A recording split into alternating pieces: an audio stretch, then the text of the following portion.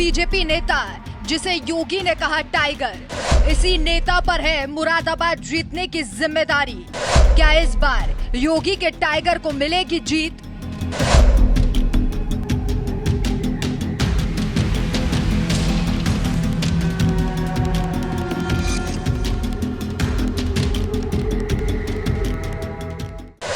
उत्तर प्रदेश की मुरादाबाद लोकसभा सीट एक ऐसी सीट है जहां से 3 बार शफीकुर रहमान बर्क सांसद रह चुके हैं। तो वहीं साल 2019 के लोकसभा चुनाव में प्रचंड मोदी लहर के बावजूद बीजेपी ये सीट हार गई थी, क्योंकि अखिलेश यादव ने यहां से कद्दावर नेता एसटी हसन को टिकट देकर मैदान में उतारा था, जिन्होंने 6 लाख से भी ज्यादा वोट पाकर जीत दर्ज की थी।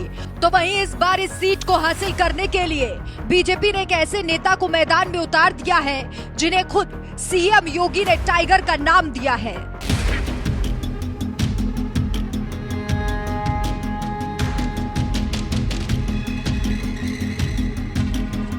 दरअसल साल 2014 के लोकसभा चुनाव में पहली बार मोदी के नेतृत्व में चुनाव लड़ने वाली बीजेपी ने पहली बार प्रचंड बहुमत के साथ जहां देश की सत्ता हासिल की थी, तो वहीं दूसरी तरफ यूपी की 80 में से 71 सीटों पर बीजेपी ने जीत का भगवा गाड़ दिया था, जिनमें एक सीट पश्चिमी यूपी के मुरादाबाद लोकसभा सीट भी थी, जहां पहली बार बीजेपी ने जीत हासिल की। और ये जीत हासिल की थी कुंवर सर्वेश कुमार सिंह ने, जिन्हें 4,85,000 से भी ज्यादा वोट मिले थे।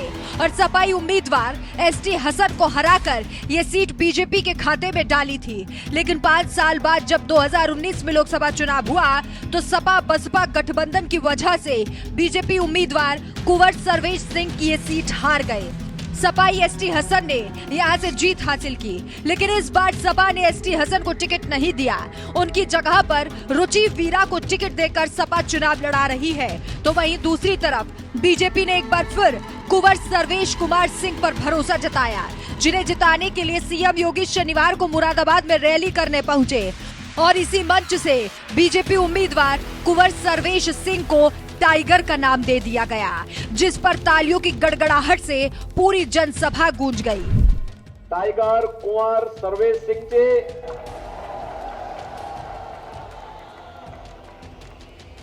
टाइगर कुंवर सर्वेश सिंह चे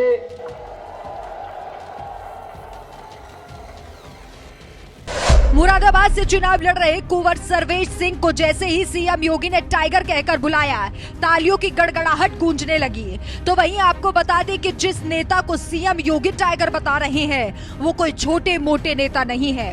90 के दशक से भाजपा का झंडा ऊंचा उठा रहे हैं और 5 बार विधायक के साथ साथ 1 बार सांसद भी रह चुके हैं।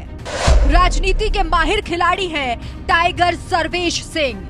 बीजेपी नेता सर्वेश सिंह के पिता राजा रामपाल सिंह कांग्रेसी थे। ठाकुर द्वारा से 3 बार विधायक और 1 बार अमरोहा से सांसद थे। कांग्रेसी परिवार होने के बावजूद कुंवर सर्वेश सिंह भाजपाई बन गए। पिता की सीट ठाकुर द्वारा से कुंवर सर्वेश सिंह 5 बार विधायक रहे। 2009 में पहली बार बीजेपी ने सर्वेश सिंह को मुरादाबाद से टिकट दिया।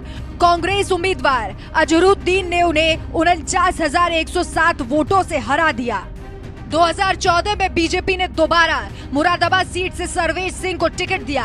इस बार प्रचंड मोदी लहर में कुंवर सर्वेश सिंह ने मुरादाबाद सीट जीत ली। 2019 में भी बीजेपी ने सर्वेश सिंह को लड़ाया, इस बार वो हार गए। सपाई एसटी हसन ने सर्वेश सिंह को 98,122 वोटों से हरा दिया। 2024 के चुनाव में बीजेपी ने एक बार फिर से सर्वेश सिंह को टिकट दिया है।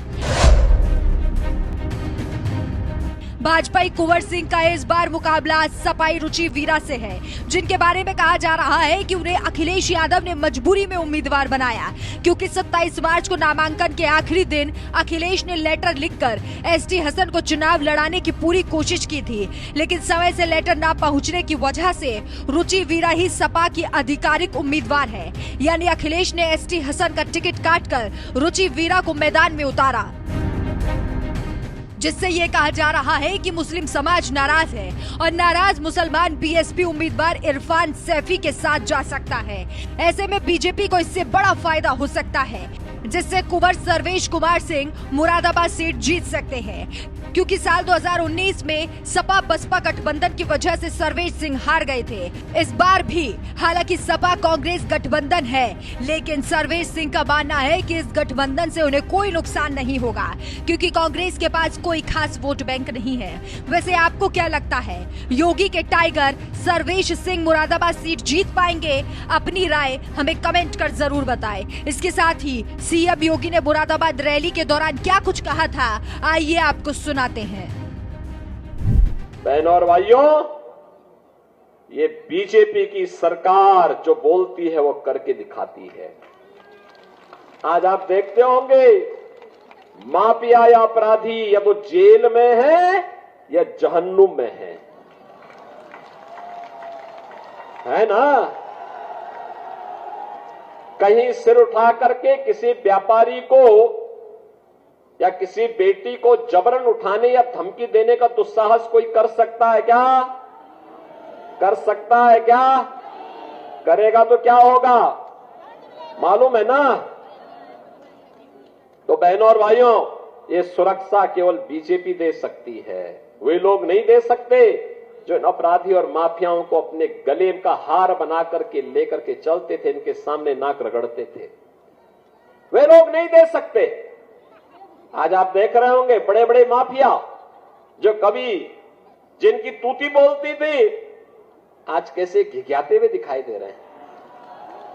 आज आप इनके हालत देख रहे होंगे। आज पे बोलते हैं कि बस जान बकस दो, ठेली लगा करके सब्जी बेच करके पेट भर देंगे, लेकिन किसी को छेड़ेंगे नहीं, किसी जमीन पर जबरदस्ती कब्जा नहीं करेंगे। बहनों और भाइयों, विकास में सबसे बड़ा बैरियर है राजनीति का अपराधीकरण, माफिया प्रवृत्ति के तत्वों को प्रश्रय देना।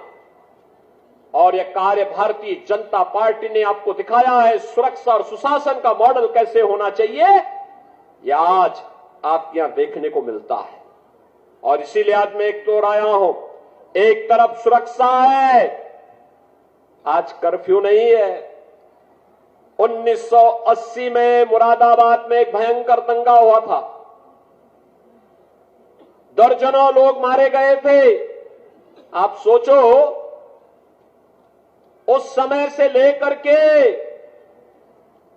2017 तक रिपोर्ट को लोगों ने दबा करके रखा था, दबा करके। मैं आया, मैंने उसकी जांच शुरू की, और बहनों और भाइयों, ये सारे चेहरे उजागर हो गए जो लोग दंगा करवाने वाले थे उस समय। तमाम उस समय निर्दोष व्यापारी मारा गया था, हिंदू मारा गया था, सिख मारा गया था, लेकिन कोई पूछने वाला नहीं था। हमने उसको उजागर किया, उस पर कार्रवाई प्रारंभ करवाई।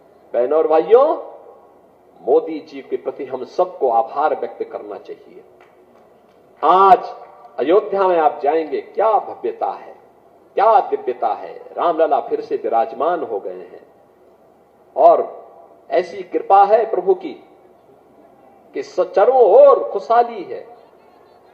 और इसी खुशहाली में राम राज्य की इस परिकल्पना को साकार करने के लिए आज हम सब आपके पास आए हैं, कहने के लिए तीसरा कार्यकाल मोदी जी को दीजिए।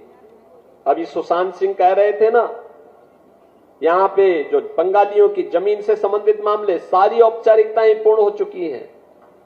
आप चिंता मत करिए, यहीं पे आकर के हम लोग करने जा रहे हैं। उस समय बड़े फंक्शन करने जा रहे हैं। यहां पे विश्वविद्यालय दे दिया गया है। गुरु जंबेश्वर के नाम पर विश्वविद्यालय की स्थापना मुरादाबाद में होने जा रही है। वर्ल्ड क्लास यूनिवर्सिटी बनेगी, यहां के नौजवानों को नौकरी भी मिलेगी। महाराज विदुर के नाम पर, महात्मा विदुर के नाम पर मेडिकल कॉलेज का निर्माण यही बिजनौर में हो रहा है। बहनों और भाइयों, और टाइगर के क्षेत्र में आएंगे तो टाइगर जैसा काम भी तो करेंगे। अमानगढ़ का भी एक इको टूरिज्म का वर्ल्ड क्लास सेंटर भी बनने जा रहा है। बहनों और भाइयों, विकास भी है, विरासत भी है, सुरक्षा भी है तो समृद्धि भी है। इन सब को जोड़ने के लिए आज हम सब आपके बीच आए हैं।